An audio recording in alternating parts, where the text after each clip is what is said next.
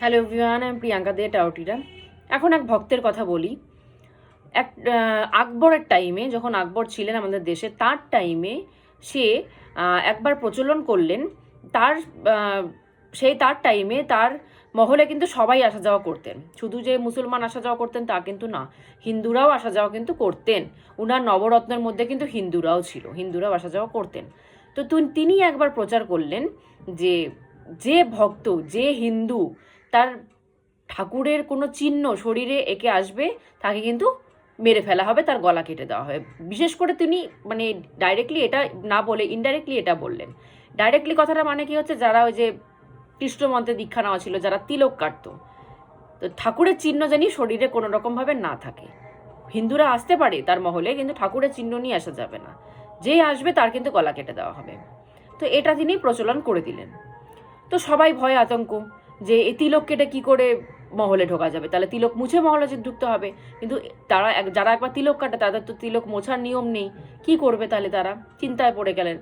কিন্তু একজন ভক্ত তিনি ভাবলেন যে কি করে সে যাবে মহলে তিলক নিয়ে, তিলকে সে ছাড়তে পারবে না, তার মন সায় দিচ্ছে না।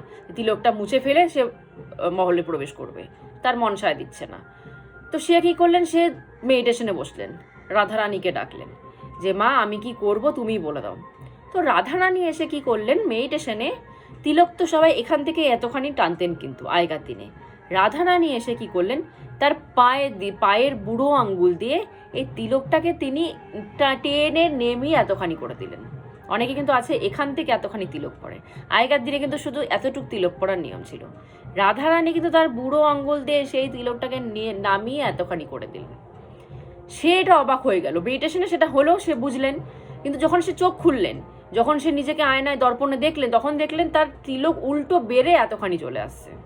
সে ভাবলেন যে এক তো তিলক মুছতে হবে, কিন্তু মা এসে উল্টো তার বুড়ো আঙ্গুল দিয়ে আরো তিলক বড় করে দিলেন, কি করবে? তো উনি কি করলেন, উনি ওই অবস্থায় চলে গেলেন মহলে আকবরের সামনে। তো আকবর বললেন, কালকেই না বলা হয়েছে যে, তো উনি এটা বললেন যে আপনারা মোছার চেষ্টা করুন, দেখুন মুছবে না।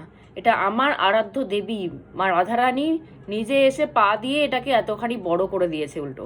এটা আপনারাও মোছার চেষ্টা করুন, এটা মুছতে পারবেন না। আপনার যদি মারতেই হয় আমাকে মেরে ফেলুন, আমার কোনো অসুবিধা নেই, কিন্তু এটা মুছবে না। তো তার এত ডিপ লেভেলের গভীর ভক্তি দেখে আকবর বললেন যে তুমি আসল ভক্ত। যারা যারা মুছে দিয়ে চলে আসছে তারা ভক্তই না, তারা নিজের জানকে আগে প্রায়োরিটি দেয় ঠাকুরের থেকে। তুমি একমাত্র ঠাকুরের জিনিসটাকে বেশি প্রায়োরিটি দিলে নিজের জানের থেকে, তো তুমি আসল ভক্ত। উনি একরকম একটা ছলনাই করেছিলেন দেখার জন্য যে কে আসল ভক্ত। এটা শুনলে পরে কে নিজের জানকে বাঁচানোর চেষ্টা করে, নাকি যেটা সবাই মেনে চলে ঠাকুরের চিহ্ন সেটাই করে মানে সেটাই নিয়ে আসে। উনি কিন্তু এটা দেখতেও চাইলেন। তো উনি বললেন প্রথমে যে তুমি আসল ভক্ত। জানের ভয়ে যদি কেউ ঠাকুরকে ছেড়ে দিতে পারে সে ভক্তই না। তো আজকে এখানেই স্টপ করছি। জয় গুরু।